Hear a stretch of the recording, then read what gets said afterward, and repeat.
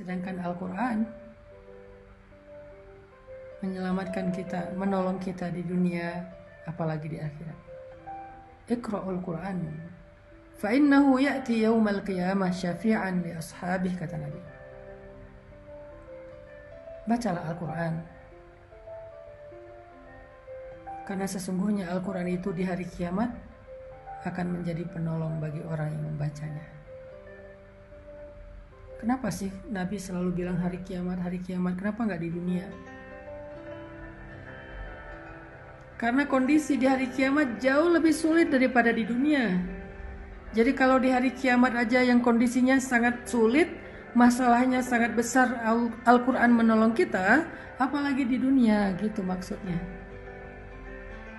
Jangan sampai kita ngerasa kayak, kenapa sih obrolan hadis itu selalu urusannya akhirat, kiamat, padang mahsyar? Kenapa nggak dunia sih? Itu maksudnya. Kalau di akhirat saja yang lebih berat masalahnya, lebih banyak bebannya, lebih sulit keadaannya, Allah menolong kita, Rasul menolong kita, Al-Quran menolong kita, apalagi di dunia yang ecek-ecek, yang receh banget. Teman-teman tahu nggak? Masalah kita di dunia itu sebesar apapun, seberat apapun, itu tuh receh banget dengan dibandingkan masalah nanti di akhirat. Receh banget loh. Kita merasa hidup kita sempit, sempit mana dengan alam kubur. Kita ngerasa hidup kita membosankan, lebih membosankan mana dengan sendiri di dalam alam barzakh. Kita ngerasa ditinggalkan di dunia oleh orang yang kita cintai, kita pasti akan ditinggalkan di padang mahsyar oleh orang yang kita cintai.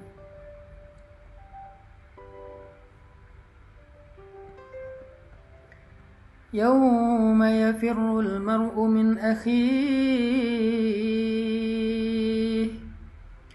yawma yafirrul mar'u min akhihi wa sahibatihi wa banihi likulli imri'in minhum yawma idzin sya'nun yughnihi.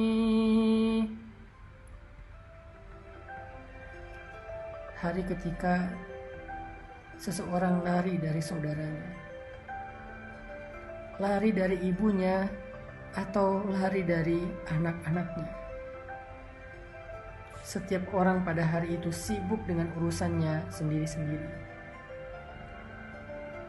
Lebih berat mana? Ditinggalkan oleh orang yang kita cintai di dunia, padahal kita masih punya keluarga, kita masih punya orang tua, kita masih punya anak, kita masih punya sahabat, kita masih punya banyak yang mencintai kita dan memperhatikan kita, cuma ditinggalkan oleh satu orang sementara di dunia. Lebih berat mana dengan ditinggalkan oleh semua orang di akhirat ketika kita dalam keadaan sangat membutuhkan teman untuk menolong kita. Semua ninggalin kita. Ibu ninggalin kita, ayah ninggalin kita, pasangan ninggalin kita, walaupun kita dikuburkan di sebelahan dengan dia, atau bahkan satu liang lahat dengan dia, ninggalin kita loh, tanpa ada kata-kata. Kalau di dunia mungkin ninggalin dengan banyak alasan. Maaf, kita kayaknya gak cocok, kita jadi temenan aja, kita jadi adik kakak aja, aku kayaknya belum siap menikah, aku masih mau kuliah. Banyak alasan, baik-baik dia ninggalin kita. Di akhirat gak ada sepatah kata pun dia ucapkan, dia ninggalin kita begitu aja. Bahkan ketika dia ngelihat kita sedang diseret oleh malaikat, na'udzubillah, karena dosa-dosa kita pun, dia gak akan nolongin kita loh. Keluarga kita gak akan nolongin kita loh. Kita disiksa, mereka gak akan nolongin kita di padang mahsyar. Terus gimana dengan cerita hadis bahwa orang soleh akan menolong sahabatnya di dunia? Itu nanti kalau udah lewat perhitungan hisab. Ada banyak fase kan akhirat itu. Ada fase kematian, ada fase alam barzakh, ada fase kiamat, ada fase berbangkit, ada fase mahsyar, ada fase hisab, ada fase syafaat, ada fase sirat, ada fase surga, ada fase neraka. Puncaknya fase memandang wajah Allah. Fase mana yang kita akan sendiri? Pertama, fase kematian. Gak ada yang bisa menolong kita. Gak ada yang bisa menyembuhkan kita dari kematian. Kalla idza balagatit taraqi wa qila man raq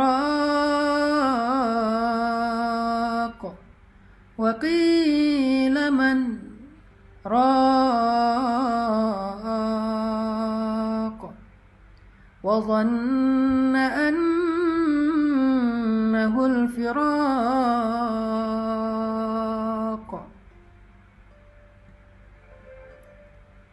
والتفت الساق بالساق إلى ربك يومئذ المساق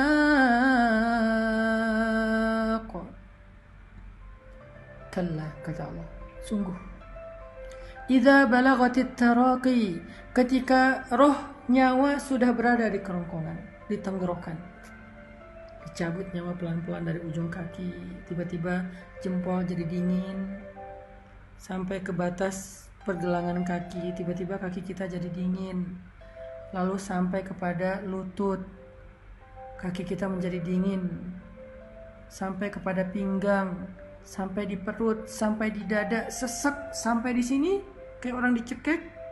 Idza balagatit taraqi, kalau nyawa udah sampai di sini. Wa qila man raq, perhatikan ayatnya, wa qila man raq. Kenapa saya berhenti tadi? Wa qila man raq,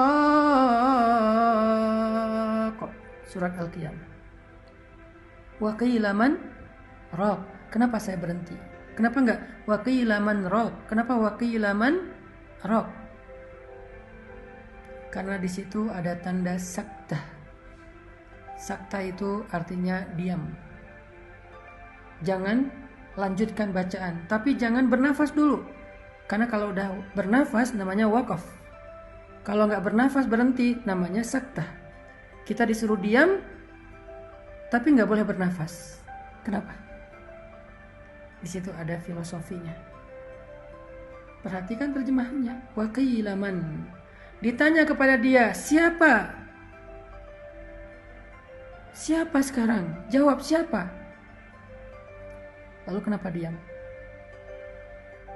Karena nggak ada yang bisa dijawab, nggak ada yang bisa jawab, nggak ada yang bisa ditunjuk siapa. Siapa apa? Rokok yang bisa menyembuhkan. Man rok, siapa? Diam yang bisa menyembuhkan. Kenapa harus diam dulu? Karena ketika nyawa sudah sampai di tenggorokan, gak ada yang bisa menolong, gak ada yang bisa menyembuhkan. Sehingga Allah bertanya, man, siapa yang akan nolong kamu sekarang? Gak ada. Kita diam. Dokter? Gak bisa. Dokter angkat tangan. Keluarga, ayah, ibu, pasangan, suami, istri, anak, walaupun mereka sangat mencintai kita, tapi mereka gak bisa buat apa-apa. Mereka gak bisa nolong kita sama sekali. Gak bisa loh. Jadi kalau kita lebih setia kepada keluarga daripada Allah,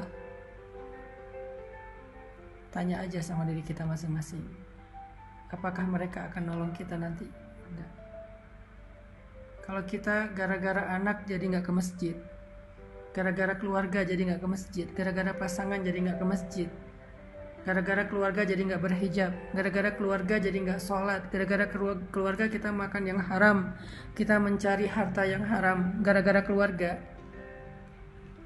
Sekarang tanya, apakah kelak mereka bisa nolong kita? Jawabannya ada di Al-Qiyamah. Wa qila man raq. Gak ada yang bisa nolong kita. Balik lagi kepada pembahasan tadi. Boleh dengar musik selama itu bukan musik yang dilarang dalam Islam. Apa itu musik yang dilarang? Pertama, performernya adalah seorang cewek yang nonton cowok, nggak boleh. Kedua, isinya adalah tentang tubuh perempuan yang terlalu vulgar, atau tentang cinta-cintaan yang nggak halal, apalagi cinta semalam yang udah jelas-jelas haram, tentang baper-baperan, patah hati, pengen bunuh diri, lemah, nggak berdaya, yang syairnya melemahkan jiwa kita, itu dilarang. Tapi kalau lagu musik yang sekedar hiburan, motivasi, musik yang sekedar selingan, nggak ada bait-bait syair yang melemahkan semangat kita, maka nggak apa-apa. Tapi tetap itu nggak bisa memberi kebaikan kita di dunia atau di akhirat. Yang bisa ngasih kita kebaikan dunia dan akhirat itu Al-Quran. Maka dengarkanlah Al-Quran. Nasihat agama, maka carilah ilmu dan dengarkan nasihat ulama atau para dai atau para ustaz. Zikir, kalimat-kalimat mulia dari nama-nama Allah, itulah yang bisa menyelamatkan kita dunia dan akhirat.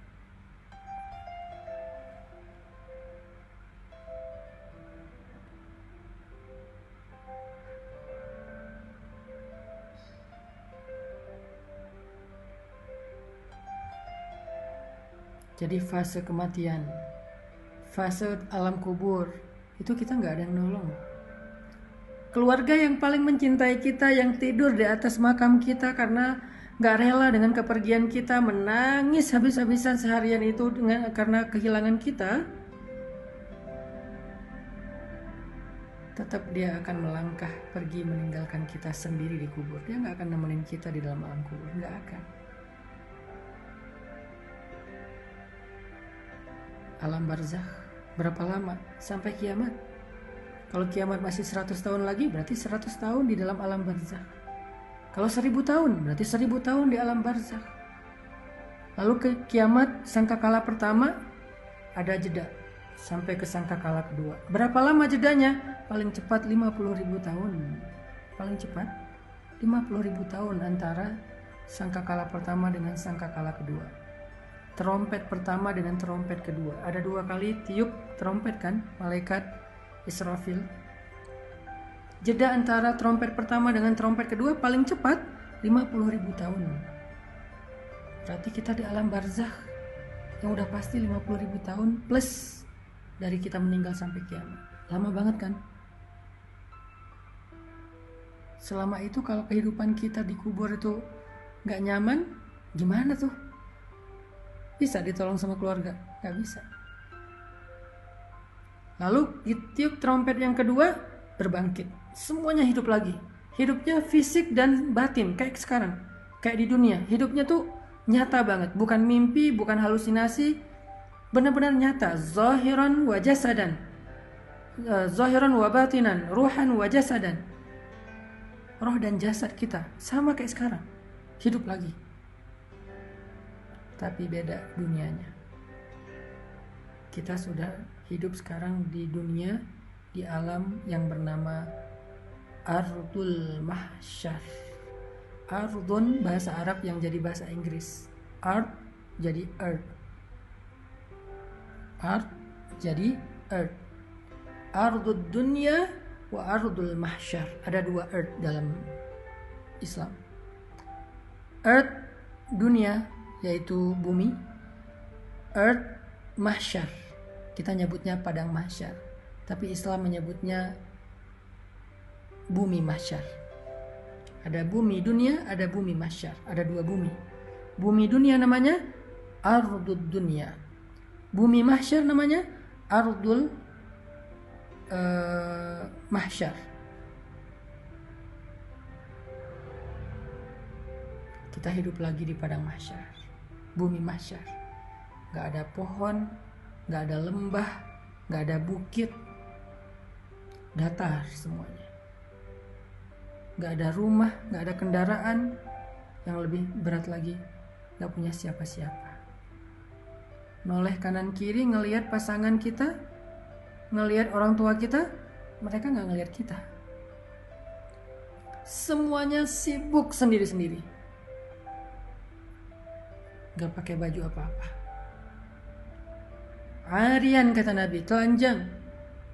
Kata Sayyidah Aisyah ini kan perempuan yang sangat pemalu ya. Aduhai betapa memalukan hari itu. Saya gimana nanti ya Rasulullah, pada hari itu malu banget. Kata Nabi, ya Aisyah, gimana kamu merasa malu? Sedangkan semua orang sibuk sendiri-sendiri, termasuk kamu. Dan kamu akan lebih fokus kepada ketakutan kepada Allah karena akan disidang dibandingkan dengan rasa malu. Hilang udah rasa malunya karena saking takutnya. Gak ada rasa malu. Semalu apapun dia, sifat pemalunya besar banget, tetap aja rasa takutnya lebih besar sehingga mau menghilangkan rasa malu. Saking takutnya kata Allah di dalam surat Al-Muzammil. Hari ketika seorang anak kecil menjadi beruban. Wildana Shiba. Anak kecil hari ketika bangkit lalu diseru oleh malaikat untuk jalan. Ada yang jalannya dengan jalan normal, ada yang membungkuk, ada yang merangkak, ada yang merayap, ada yang tertatih-tatih, ada yang guling-guling. Saking menakutkan hari itu sampai anak kecil aja yang masih bayi, yang rambutnya tebal, yang masih bukan bayi, anak kecil yang rambutnya tebal hitam tiba-tiba menjadi putih. Saking takutnya. Masuk ke hari hisab. Gak ada yang nolong kita. Baru nanti beres hisab, Nabi akan menolong kita. Beres hisab atau ketika hisab, orang soleh akan menolong kita. Jadi sebelum terjadi hisab, perjalanan mahsyar yang jauh, bisa ribuan tahun juga itu, di dalam alam barzakh yang puluhan ribu tahun, ratusan ribu tahun, kita sendiri. Siapa yang nolong kita? Iqra'ul Quran fa innahu ya'ti yaumal qiyamah syafi'an li ashabih. Bacalah Al-Quran, karena Al-Quran akan datang pada hari kiamat untuk menjadi penolong bagi saudara, bagi pembacanya. Disitulah kita butuh Al-Quran. Musik kita udah gak butuh, lagu-lagu kita udah gak butuh, orang yang kita cintai saat itu kita gak butuh. Semuanya akan kita tinggalkan kecuali amal soleh kita.